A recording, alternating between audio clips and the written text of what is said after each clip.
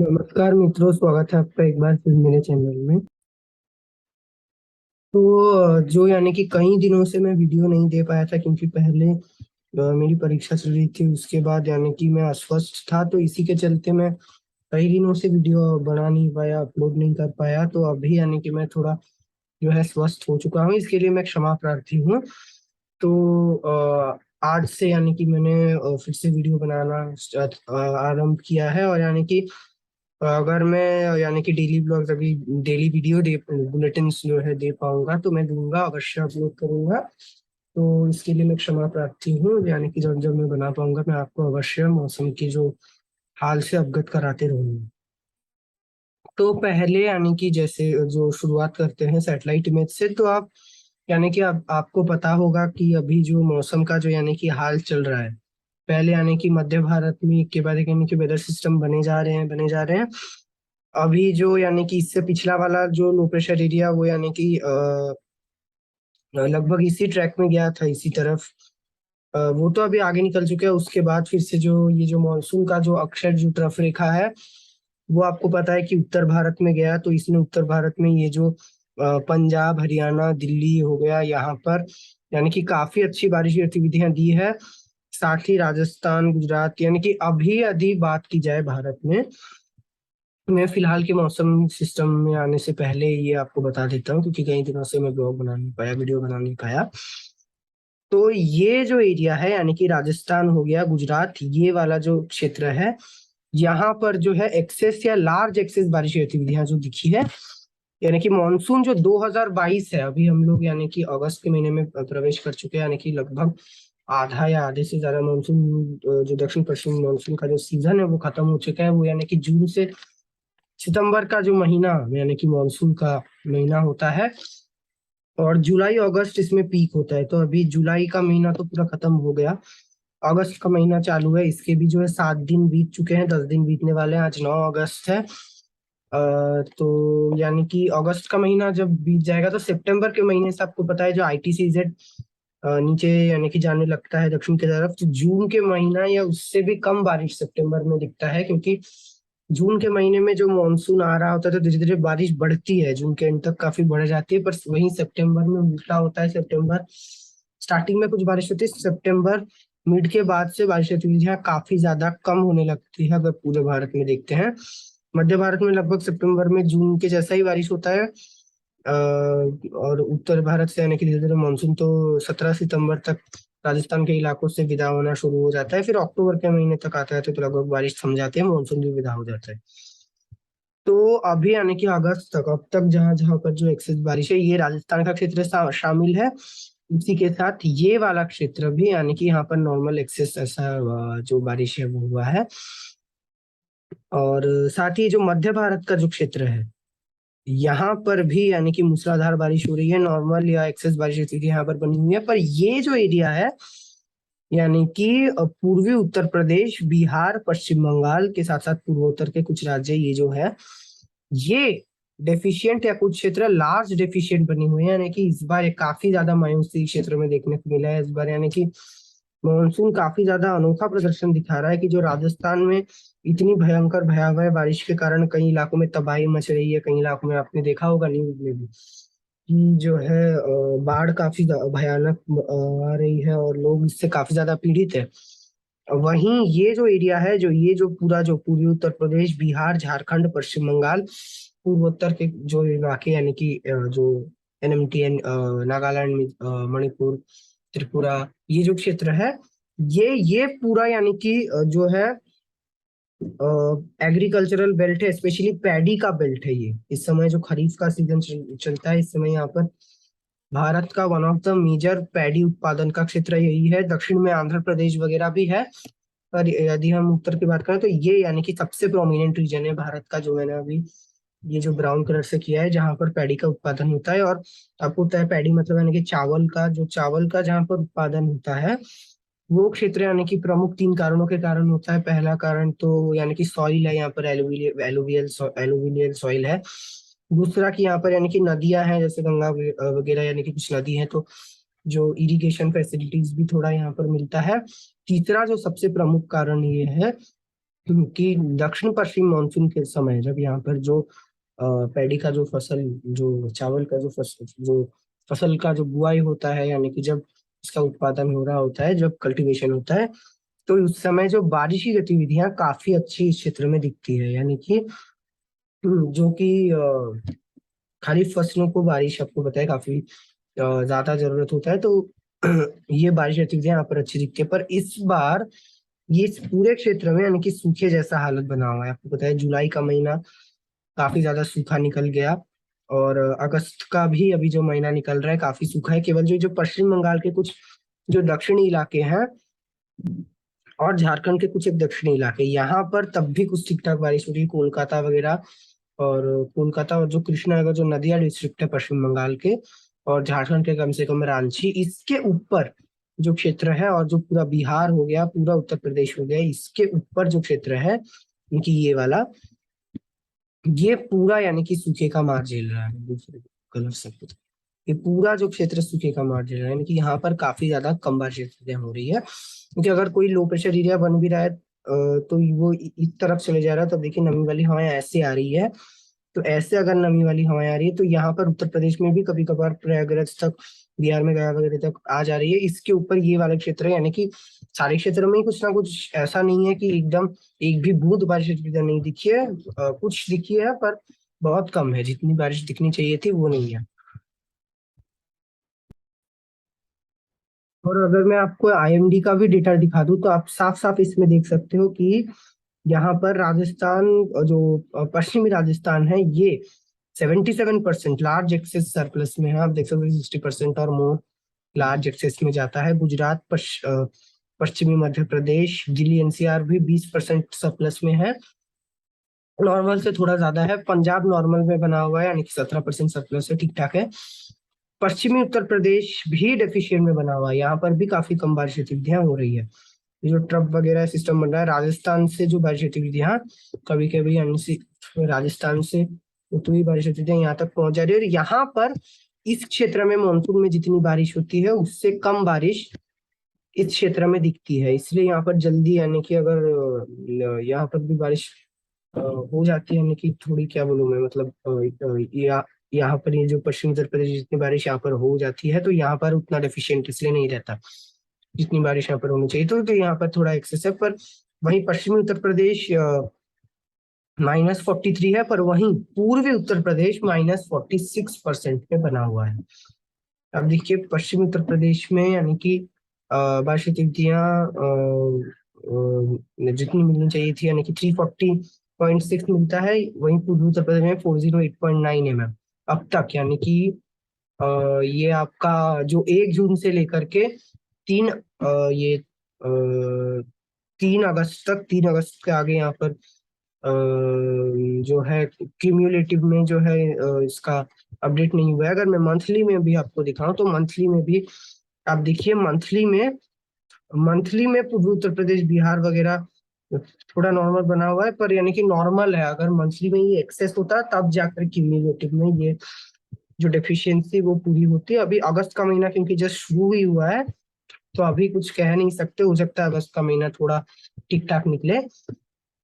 पर जुलाई के महीने में बारिश कम होने के चलते यहाँ पर आप देखिए -46 बना हुआ है। वहीं बिहार -33, झारखंड -48, और पश्चिम बंगाल -47। एक सारे इलाका, ये जो पूरा गंगा के मैदानी इलाका है, उत्तर प्रदेश से शुरू होकर पश्चिम बंगाल डेफिशिएंसी में बना हुआ है। केवल सिक्किम और सब हिमालयन वेस्ट बंगाल में 11% की जो है सरप्लस है, यानी कि नॉर्मल रेंज पे है।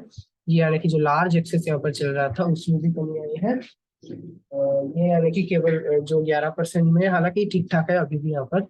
और असम, मेघालय भी जो है नॉर्मल रेंज में बना हुआ है। पर NMMT, नागालैंड, मणिपुर, मिजोरम, त्रिपुरा, ये -23% एफिशिएंसी, यानी कि ये ही जो क्षेत्र है भारत का, वो डेफिशिएंसी में है। केरला में आपने देखा होगा कि जबरदस्त बारिश हुई है, केरला में बाढ़ वगैरह आया।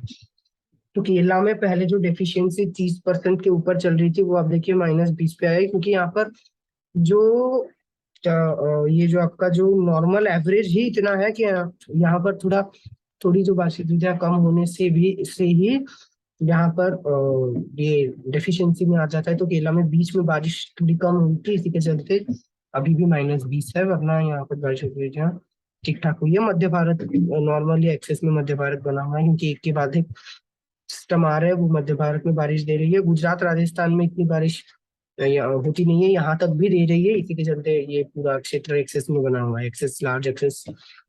तेलंगाना भी, इस बार तेलंगाना में भी काफी अच्छी बारिश दिखी है, 89% सरप्लस में है। तमिलनाडु भी सरप्लस में इस बार बना हुआ है। तो इस बार जो मानसून का जो प्रदर्शन है काफी एराटिक स्पोरेटिक है।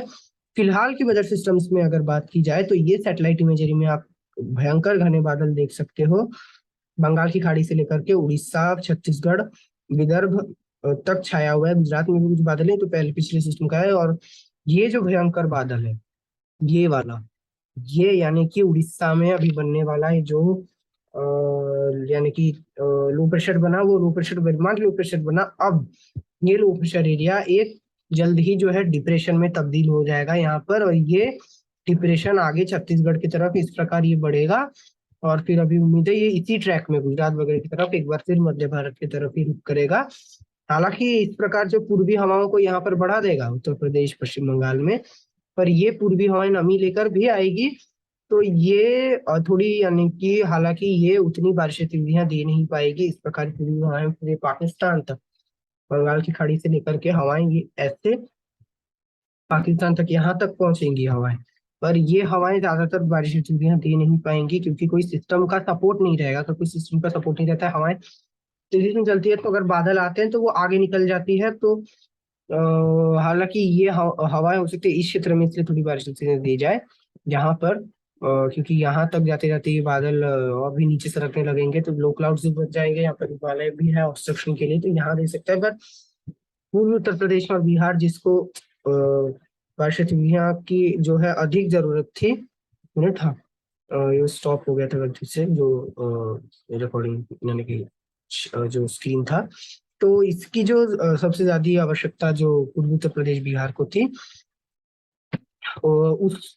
उसको यानी कि ये ज्यादा बारिश नहीं दे पाएगा ये सिस्टम। अभी भी आप देखिए, बिहार, पूर्वी उत्तर प्रदेश और झारखंड के उत्तरी इलाकों के साथ साथ पश्चिम बंगाल के तमाम इलाके यानी कि काफी कम एक आध बादल के पैच आप देख सकते हो, बादल लगभग नहीं है उत्तर भारत में। तो अभी उत्तर भारत में बारिश होगा भी नहीं ज्यादा। तो इस डिप्रेशन के चलते जो मानसून का अक्षय जो ट्रफ रेखा है, वो भी मध्य भारत के ऊपर इस प्रकार आ जाएगा कल, यानी कि जैसलमेर के ऊपर से होकर ऐसे ट्रफ रेखा जा रही थी, और ये बंगाल की खाड़ी तक इसका पूर्वी जो सिरा ट्रफ रेखा का जा रहा था। तो अब देखिए पश्चिम बंगाल, बिहार, ये उत्तर प्रदेश के नीचे ट्रफ रेखा बनी हुई है, और राजस्थान के ऊपर ट्रफ रेखा है। तो और नमी वाली हवाएं जो है वो लगातार मध्य भारत में चल रही है। तो मध्य भारत में सिस्टम को जो है सपोर्ट भी मिल रहा है, वेदर सिस्टम बना हुआ है इन नमी वाली हवाओं को।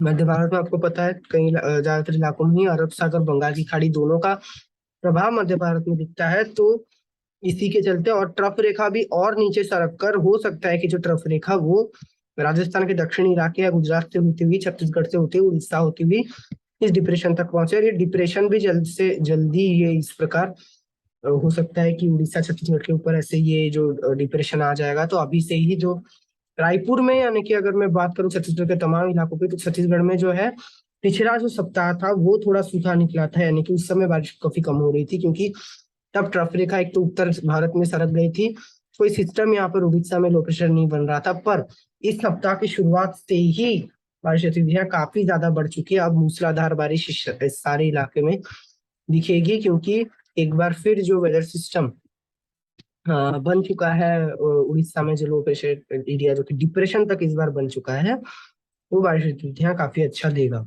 दक्षिण भारत में अब केरला वगैरह में बारिश में कमी आई है, पर यहाँ पर मध्य भारत में बढ़ेंगी। तो अब हवाओं की स्थिति की बात करते हैं। तो हवाओं की स्थिति में आप देख सकते हो कि ये जो वेदर सिस्टम जो लो प्रेशर एरिया उड़ीसा में बना है, इसके चलते जो मानसून के अक्षय ट्रफ रेखा, अभी अगर मैं यहाँ पर आपको बना के दिखाऊं, ये डिप्रेशन अभी बना हुआ है यहाँ पर, ऑलरेडी डिप्रेशन के रूप में तब्दील हो चुका है। उसका एक पीछे का कारण मैं आपको वो भी दिखा देता हूँ। तो आप यहाँ पर विंड स्पीड्स देख सकते हो, ये जो विंड स्पीड्स है, ये यहाँ पर ये डी गलती से बन चुका है, मैं इसको हटा देता हूँ। यहाँ पर डिप्रेशन है, ये आई आप देख सकते हो। तो ऑलरेडी 58, 59, 60 किलोमीटर पर आवर तक जा रही है, यानी कि केटी में अगर भी मैं आपको दिखा दूं तो आप देखिए 32 केटी तक। और अगर जो केटी में ये 34 केटी को क्रॉस करता है, 33, 34 केटी हो जाता है अगर जो विंड स्पीड्स कोई भी लो प्रेशर वेदर सिस्टम में, तो उसको साइक्लोनिक स्टॉर्म का जो है, डीप डिप्रेशन साइक्लोनिक स्टॉर्म का जो है कैटेगरी में उसको मान लिया जाता है। तो अभी ये डिप्रेशन बन चुका है, डीप डिप्रेशन। साइक्लोनिक स्टॉर्म बनने जैसी स्थितियां तो बिल्कुल भी यानी कि नजर नहीं आ रही है। हो सकता है वर्स्ट केस में ये जो बंगाल की खाड़ी में जो हवाएं इतनी तेज चल रही है यहाँ पर डिप्रेशन बन जाए, पर इसका यानी कि पुल, ये जो पुल कर रहा है यहाँ पर बंगाल की खाड़ी में ही, इसलिए जो हवाएं इतनी तेज है। पर इसका जो पुश यानी कि यहाँ पर डी बना हुआ है, और इसका जो पुश है यानी कि इस प्रकार ये खींचकर जो बंगाल की खाड़ी से हवाएं ऐसे पुश कर रहा है जो मध्य भारत की तरफ, यहाँ पर ये उतनी तेज नहीं है। हालांकि पश्चिम बंगाल, बिहार और पूर्वी उत्तर प्रदेश के कुछ क्षेत्रों में तूफानी रफ्तार से थोड़ी हवाएं आ सकती है, तेजी से हवाएं चल सकती है, क्योंकि इस प्रकार आप देखिए काफी तेजी से हवाएं इसी तरफ आ रही है, यहाँ से घूम करके ये हवाएं ऐसे पहुंच रही है। तो यहाँ पर ये थोड़ा हवाएं तेज कर सकता है, पर यानी कि अ, मध्य भारत में और ये बारिश गतिविधियां काफी ज्यादा बढ़ा देगा, क्योंकि मध्य भारत में इसके सपोर्ट में एक ये जो ट्रफ रेखा मानसून का, ये इस प्रकार बना हुआ है। गुजरात में एक चक्रवाती हवा का क्षेत्र बना हुआ है, और इसी के चलते आप देखिए पूरा जो ट्रफ रेखा वो गुजरात के ऊपर अभी आ चुकी है। मैं जो बोल रहा था अभी यानी कि फिलहाल में, क्योंकि थोड़ी देर पहले मैंने वेदर मॉडल दिखा था, तो यानी कि गुजरात के ऊपर है, गुजरात से थोड़ा ऊपर ही है, इस प्रकार जा रहा है ट्रफ रेखा। एक ऑफशोर ट्रफ तो बना हुआ है मुंबई कोंकण रीजन में। तो इस सब वेदर सिस्टम के चलते अब मध्य भारत में मूसलाधार बारिश देखेगा। तो बारिश गतिविधियां शुरुआत हम करते हैं, ये आपके हम उत्तर भारत से शुरुआत करते हैं, क्योंकि वेदर सिस्टम मैंने डिटेल में बात कर लिया है। तो पहाड़ों में उतना कोई प्रमुख वेदर सिस्टम है नहीं, एक यानी कि पश्चिम विक्षोभ आया था चक्रवाती हवा का क्षेत्र के रूप में 2-3 दिन पहले, क्योंकि अभी जो पश्चिम विक्षोभ आपको पता है काफी वीक होता है, तो उसको चक्रवाती हवा का क्षेत्र के रूप में मानते हैं। तो अभी ये यहाँ पर लगभग एक बना हुआ है वीक में, आपको इसलिए पश्चिम विक्षोभ करके दिखा रहा हूँ जिससे आप कंफ्यूज ना हो। हालांकि ये चक्रवाती हवा का क्षेत्र के रूप में ही आप इसको बता सकते हो। तो यहाँ पर बना हुआ है जो भी है पश्चिम विक्षोभ, मैं आपको लिख के बता देता हूँ। तो ये काफी ज्यादा वीक है, पर इसके चलते आज जो लद्दाख के साथ साथ ये जो उत्तराखंड, हिमाचल के कुछ ऊंची पहाड़ियों में हल्की बारिश की गतिविधियां हो सकती है। हो सकता है लद्दाख के एक आध ऊंची पहाड़ियों में जो रेन एंड स्नो की एक्टिविटी भी हो जाए, यानी कि काफी हल्की बर्फबारी वगैरह। हालांकि इस समय बर्फबारी दिखती है नहीं, पर यानी कि रेन, फ्रीजिंग रेन स्नो यानी कि स्नो से पहला स्टेज पूरा स्नोफॉल एकदम नहीं होगा, क्योंकि अभी जो है माइनस टेम्परेचर कहीं भी नहीं रहता है अगस्त के महीने में। वो फिर यानी कि सितंबर से धीरे धीरे धीरे धीरे तापमान कम होना शुरू होता है, अक्टूबर नवंबर के महीने में स्नोफॉल दिखने से दिखता है। और ये जो इलाका है ना कि श्रीनगर वगैरह, करगिल वगैरह, यहाँ पर बादल बादल छा सकते हैं, एक आध बूंदाबांदी होने से होगी, क्योंकि यहाँ पर ये जो पश्चिम विक्षोभ भी अभी आगे निकल चुका है, यहाँ पर ये चक्रवाती हवा क्षेत्र यहाँ बना हुआ है। और नमी वाली हवाएं एकदम आप देखिए पहाड़ों की तरफ नहीं आ रही है, पंजाब से आप देख सकते हो, पंजाब में भी आज नमी वाली हवाएं पूरी बंगाल की खाड़ी से इस प्रकार जो दक्षिण पूर्वी दिशा से यहाँ पर इस प्रकार जो नमी वाली हवाएं आकर जो जबरदस्त बारिश देती है, वो आज पहुंच नहीं पा रही है। आज आप देखिए जो ये हवाएं ऐसे यानी कि यहाँ से ऐसे घूम जा रही है, तो पंजाब में भी थोड़ा हो सकता है कि इस प्रकार जो उत्तरी पूर्वी हवाओं का असर हो, और उत्तर पूर्वी हवाएं ये जो ऐसे आएंगी, ये उतना नमी लेकर पंजाब और ये जो पहाड़ी क्षेत्रों में नहीं आ पाएगी। यहाँ से ऐसे जो हवाएं आएंगी, और यहाँ से जब ये इस प्रकार पाकिस्तान की तरफ जाएगी, तो ये हवाएं यहाँ पर ये शुष्क, थोड़ी शुष्क रहेंगी ये हवा। तो इसलिए यहाँ पर उतनी बारिश की स्थिति नहीं दिखेगी। साथ ही पंजाब, हरियाणा, दिल्ली, एनसीआर और पश्चिम उत्तर प्रदेश के तमाम इलाके, आगरा वगैरह में यहाँ पर भी, और राजस्थान के उत्तरी इलाकों के साथ साथ बीकानेर वगैरह में भी बारिश की स्थितियां ना के बराबर होगी, यानी कि जो आज बादल बादल छाएंगे। हो सकता है दोपहर के समय अगर कहीं पर तापमान बढ़ता है, क्योंकि पूर्वी हवाएं जो है काफी तेजी से बंगाल की खाड़ी से उत्तर भारत के ऊपर चल रही है, पूर्वी उत्तर प्रदेश, बिहार होती हुई राजस्थान तक ये पूर्वी हवाएं ऐसे आ रही है। और अगर ये ऐसे थोड़ी पंजाब की तरफ घूम जाती है, तो कहीं पर हो सकता है कि हल्की फुल्की बूंदाबांदी या बादल बादल छा सकते हैं, पर ये एकदम खास जबरदस्त बारिश एक्टिविटी उत्तर भारत में आप इसकी अपेक्षा ना रखें, क्योंकि कोई भी वेदर सिस्टम बना हुआ नहीं है। राजस्थान में भी जो हो सकता है कि बादल बादल छा सकते हैं कुछ क्षेत्रों में, कहीं कहीं पर हल्की बारिश देते हैं। राजस्थान में पूरी अगर बात करूं तो हो सकती है, पूर्वी राजस्थान में हो सकता है एक आध स्थानों पे अधिक बारिश देती है। देखिए कल भी स्थितियां ऐसी बनी रहेगी, पर कल जो दक्षिणी राजस्थान के क्षेत्र है, उदयपुर और इसके नीचे, उदयपुर चित्तौड़गढ़ कोटा के नीचे के जो इलाके एकदम गुजरात से सटे हुए इलाके, हो सकते हैं बाड़मेर वगैरह में भी हल्की या मध्यम बारिश की सुविधा हो सकता है दिख जाए, थोड़ी बहुत गर्जना वगैरह के साथ। पर उत्तर भारत में सबसे बड़ी बात यह है कि जो हवाएं अभी काफी तेज हो जाएंगी। जो पूर्वी उत्तर प्रदेश में तो बारिश गतिविधियां काफी कम दिखेगी, ये जो एकदम जो तेजी से यानी कि पूर्वी हवाएं काफी ज्यादा तेजी से ऐसे यहाँ पर चलेंगी, ऐसे काफी ज्यादा तेजी से ये हवाएं पूरा मॉइस्चर लेकर राजस्थान तक। अब देखिए हवाएं पूर्वी हो जाएंगी, हालांकि राजस्थान तक उतना मॉइस्चर पहुंच नहीं पाता है पूर्वी हवाएं से, यहाँ पर अरब सागर से हवाएं आने से पहुंचती है। पर राजस्थान में यानी कि ट्रफिक होने से भी जो अरब सागर से जो दक्षिण पश्चिमी हवाएं हैं वो आप देखिए रुक चुका है, क्योंकि हवाएं पूरा ऐसे ही ये घूम रही है इस सिस्टम के चलते। तो राजस्थान में जो है पूर्वी और उत्तरी दिशा से हवाएं चल रही है, तो पूर्वी हवाएं क्योंकि पूरे उत्तर भारत में ही चल रही है, तो कहीं भी ये बारिश दे देना, कभी भी जो बादल बादल आ सकते हैं, बारिश दे सकता है। पर पूर्वी उत्तर प्रदेश में प्रोमिनेंटली जो बादल आएंगे, पर ये यहाँ से सरक जाएंगे। अब देखिए पूर्वी हवाएं इसको इतनी तेजी से अगर हवाएं चलती है तो बादल एक स्थान पे यानी कि रहकर बारिश दे सकती है। आप देख सकते हो जो पश्चिम बंगाल में 29-30 किलोमीटर प्रति घंटे की रफ्तार से हवाएं चल सकती है, वहीं उत्तर प्रदेश में भी 20 किलोमीटर प्रति घंटे की रफ्तार के ऊपर ही हवाएं रहेंगी गस्टिंग में। हवाएं प्रयागराज, वाराणसी, पटना, धनबाद, मुर्शिदाबाद यहाँ पर। अब देखिए पश्चिम बंगाल में तो 60 किलोमीटर प्रति घंटे की रफ्तार से हवाएं चल सकती है, यहाँ पर 40 या उसके ऊपर पूर्वी उत्तर प्रदेश में हवाएं रहेंगी, पूर्वी मध्य उत्तर प्रदेश तक। इसके आगे दिल्ली एनसीआर वगैरह में यहाँ पर, और पश्चिमी उत्तर प्रदेश आगरा अलीगढ़ झांसी महोबा यहाँ पर हवाएं उतनी तेज नहीं रहेंगी। पर यहाँ पर क्योंकि हवाएं मंद पड़ेंगी तो इसी के चलते आग ये जो झांसी, ग्वालियर, शिवपुरी, ललितपुर, ये जो कुछ जो जो आपका बुंदेलखंड का रीजन है, यहाँ पर बादल आ सकते हैं। हो सकता है कि एक स्थानों पे बूंदाबांदी भी दिख जाए, क्योंकि जो मानसून की जो अक्षय ट्रफ रेखा है वो कल यानी कि जो वेदर सिस्टम भी यहाँ पर देखिए कल देते आगे आएगा, तो ये वेदर सिस्टम थोड़ा सा ऊपर कल जा सकते हैं। हो सकता है कि थोड़ा ये दक्षिणी झारखंड के इलाकों के साथ साथ मध्य प्रदेश के ऊपर आ जाए, तो इसी के चलते कल मैं उत्तर प्रदेश के साथ साथ सम्मिलित यदि बिहार झारखंड की भी अभी बात कर लेता हूँ, और पश्चिम बंगाल की, और ये मध्य प्रदेश तक अभी एक साथ बात कर लेते हैं, क्योंकि ये यानी कि थोड़ा जुड़ा हुआ है।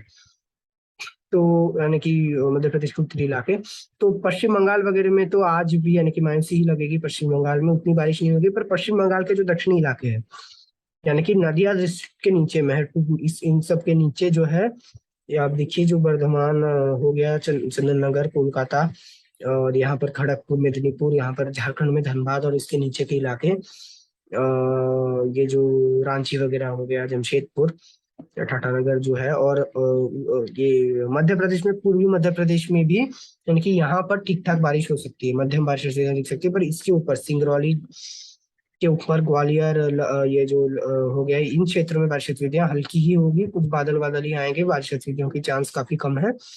वेदर मॉडल है कि काफी हल्की बारिश दिखा रहा है, तो हो सकता है बारिश ना हो, बादल ही आए। कल भी हवाएं इसी प्रकार तेज चलेंगी, और 11 तारीख को भी हवाएं यानी कि तेजी से ही चलती रहेंगी। 11 तारीख को हवाओं की स्पीड में थोड़ी कमी आ सकती है, क्योंकि वेदर सिस्टम धीरे धीरे वीक होगा, जो डिप्रेशन से धीरे धीरे बेलमाल लो प्रेशर बनेगा। और बारिश गतिविधियां 10 तारीख को भी जहाँ होंगी, 11 तारीख को भी वही होंगी, उससे ऊपर अधिक बारिश जाने की संभावना बन नहीं रही है। हो सकता है कि प्रयागराज तक बारिश गतिविधियां आ जाए, प्रयागराज उसके नीचे, इसके ऊपर प्रयागराज वाराणसी के ऊपर बारिश गतिविधियां, गोरखपुर, अयोध्या, लखनऊ, ये सूखे ही रह जाएंगे। यहाँ पर बादल बादल आ सकते हैं, हो सकता है वर्स्ट केस में यानी कि एक्सट्रीम केस में बूंदाबांदी हो जाए, उससे अधिक यहाँ पर आप अपेक्षा ना रखें। और ये पहाड़ों में एक हो सकता है कि नया पश्चिमी विक्षोभ आए 11-12 तारीख के आसपास। ये पहाड़ों में जो बारिश होती है थोड़ी बढ़ सकती है, पर पंजाब, हरियाणा, यहाँ पर काफी कम बारिश रहेगी। दिल्ली में भी हल्की फुल्की बारिश 11-12 तारीख को हो सकती है। 12 तारीख को ये उम्मीद है कि 12 तारीख के बाद ये वेदर सिस्टम थोड़ा और यानी कि ये जो वेदर सिस्टम तो हालांकि और आगे निकल जाएगा गुजरात, राजस्थान में, फिर अरब सागर में चला जाएगा। पर ये जैसे यानी कि वेदर सिस्टम अरब सागर में प्रवेश करेगा, भारत के आगे निकलेगा, तो आप देख सकते हो 12 तारीख से जो मानसून की अक्षय ट्रफ रेखा ऊपर शिफ्ट होगी, एक चक्रवाती हवा का क्षेत्र झांसी वगैरह के आसपास यहाँ विकसित होगा, और इसी सब के चलते उत्तर भारत में बारिश की थोड़ी बढ़ सकती है। जो दिल्ली एनसीआर और हो सकता है कि उस समय अयोध्या फैजाबाद में बारिश थोड़ी बढ़ जाए, पर यह उतनी भी बारिश नहीं होगी। 12 तारीख को हो सकता है एक बार फिर 13 तारीख से बारिश में कमी आ जाएगी पूर्वी उत्तर प्रदेश में, यानी कि उतनी भी बारिश नहीं देगा ये। पर ये सिस्टम से राजस्थान में अधिक बारिश दे, इस बार इसी प्रकार का जो एराटिक मानसून दिख रहा है, राजस्थान में बारिश इससे अधिक होगी, क्योंकि ये जो भी चक्रवाती वक्र क्षेत्र बनेगा ये भी पश्चिमी दिशा में मूव होगा, पूर्व से पश्चिम, क्योंकि मानसून में ज्यादातर वेदर सिस्टम ऐसे ही मूव होते हैं। और अरब सागर का भी प्रभाव यहाँ पर बढ़ा रहेगा, तो इसी के चलते बारिश तेज होगी। पर यहाँ पर अक्षय ट्रफ रेखा होती हुई भी उतनी बारिश तेज जो ट्रफ रेखा मानसून की होती हुई भी नहीं होगी। और वैसे भी 13-14 तारीख से एक बार फिर एक नया वेदर सिस्टम फॉर्म होगा, वो बारिश गतिविधियां बढ़ाएगा। उसके बारे में मैं आपको आगे अपडेट्स देते रहूंगा। तो फिलहाल तो अगले 2-3-4 दिन तक उत्तर भारत में खास वेदर एक्टिविटी होने की संभावना नहीं है। पूर्वी भारत में भी कोलकाता और धनबाद इसके नीचे ही कुछ बारिश गतिविधियां होंगी, और मध्य प्रदेश में भी जो पूर्वी मध्य प्रदेश में, उत्तरी मध्य प्रदेश को छोड़कर शेष मध्य प्रदेश के भागों में ठीक ठाक बारिश गतिविधियां रह सकती है। और ये जो पश्चिमी मध्य प्रदेश है यहाँ पर भी बारिश हल्की से मध्यम ही रहेगी। एक आध स्थानों पर हो सकता है कि कभी कभार अचानक से बारिश बरस जाए। पूर्वोत्तर में हल्की बारिश रहेगी, एक आध स्थानों पे जो NMMT है यहाँ पर मध्यम बारिश आ सकता है। पूर्वोत्तर में अभी अधिक बारिश आ नहीं पा रहा है, क्योंकि जो बंगाल की खाड़ी से जो नमी वाली हवाएं वो यहाँ पर पहुंच तो पहुंच नहीं पा रही है, तो इसी के चलते बारिश गतिविधियां ये बांग्लादेश वगैरह के आगे यहाँ पर आ नहीं पा रही है। तो ये बात हुई। और गुजरात की बात करूं, अभी मध्य भारत के और क्षेत्रों में आते हैं, तो गुजरात में बारिश गतिविधियां फिलहाल, यानी कि यहाँ पर हल्की से मध्यम पूरे गुजरात में ही बारिश हो सकती है अगले 48 घंटों के दौरान यहाँ पर। और 11 तारीख से बारिश गतिविधियां पहले पूर्वी उत्तर गुजरात से बढ़ना थोड़ी शुरू हो सकती है। 11-12 तारीख को भी हल्की से मध्यम एक आध स्थानों पे भारी बारिश की गतिविधियां दिख सकती है। पर 13-14 तारीख से गुजरात में बारिश में कमी आएगी, पर एकदम सूखा तो नहीं हो जाएगा गुजरात। लगातार अरब सागर से हवाएं आती रहेंगी, चलती रहेंगी, और तो हवाएं तेज तेज चल सकती है 13-14 तारीख से, और बारिश गतिविधियां यानी कि हल्की दिखती रहेंगी। और ये आप देखिए, और एक बार फिर जो 16-17 तारीख से अगर सिस्टम बनेगा, वो एक बार फिर गुजरात राजस्थान में बारिश में बढ़ाएगा, तो गुजरात अभी शुष्क नहीं रहेगा पूरी तरह। और अभी तो बारिश जो वेदर सिस्टम गुजरात की तरफ जब जाएगी 11-10-11 तारीख को, वो बारिश गुजरात में दे सकता है, स्पेशली जो उत्तरी इलाके, उत्तर पूर्वी इलाके और कच्छी इलाके। जो दक्षिणी इलाकों में ये बारिश तो अवश्य देगा, पर इसकी इंटेंसिटी थोड़ी कम रह सकती है, यानी कि पूरा गुजरात अभी भीगता रहेगा बारिश से। और इलाकों की बात करूं, तो जो कोंकण रीजन है, मुंबई जो पालगढ़ ये जो एरिया है, यहाँ पर अब जबरदस्त बारिश गतिविधियां अगले 48 घंटों के दौरान दिखेंगी। क्योंकि जब भी आपको पता है जो वेदर सिस्टम बनता है, यहाँ पर आप देखिए, यहाँ पर मानसून सर्ज एक्टिव हो जाता है। साथ ही अभी मानसून सर्ज के सपोर्ट में एक जो ट्रफ रेखा वो इस प्रकार जा रही है, केरला तक पूरी नहीं जा रही है, कम से कम कर्नाटक तक ट्रफ रेखा सक्रिय है। और इसी ट्रफ रेखा के चलते जो हवाएं इस प्रकार यानी कि काफी तेजी से आती है, यानी कि ये जो डिप्रेशन यहाँ पर बना हुआ है, इसके इर्द गिर्द यानी कि आने के लिए जो हवाएं काफी तेजी से यहाँ पर खींचती है, तो ये ही हवाएं जो है बारिश गतिविधियां काफी ज्यादा बढ़ा देता है मुंबई में। तो मुंबई के कई इलाकों में अगले 24 से 48 घंटों के दौरान मुंबई पालगढ़ में 100 mm की जो रिकॉर्ड है वो टूट सकती है। और बारिश गतिविधियां कम से कम अगले 3-4 दिनों तक अच्छी बारिश गतिविधियां जारी रहेगी। 12-13 तारीख को कमी आ सकती है बारिश में काफी, और 14-15 तारीख को बर्फी बारिश थोड़ी बढ़ सकती है। पर फिलहाल लग रहा है कि उतनी भी एकदम मूसलाधार बारिश इसके बाद नहीं होगी। 14-15 तारीख से भी नहीं होगी उतनी मूसलाधार बारिश। पर फिलहाल तो मुंबई इसके लिए थोड़ी यानी कि खतरनाक स्थिति मुंबई में बनी हुई है। और मराठवाड़ा, मुंबई, ये पुणे की बात करो तो पुणे में भी हो सकता है मुंबई से कुछ भारी बौछारें आ जाए। पुणे नासिक में मध्यम बारिश, इसके आगे जो अहमदनगर वगैरह हो गए यहाँ पर हल्की बारिश रहेगी एक आध मध्यम स्पेल्स के साथ। और गोवा में भी बारिश गतिविधियां भारी हो सकती है कुछ स्थानों पे गोवा में। और शेष क्षेत्र में ये जो मराठवाड़ा है, यहाँ पर भी हल्की से मध्यम बारिश यहाँ हो सकती है, क्योंकि लगातार नमी वाली हवाएं तो चल ही रही है, कहीं भी कभी भी बारिश यहाँ पर दिख सकती है।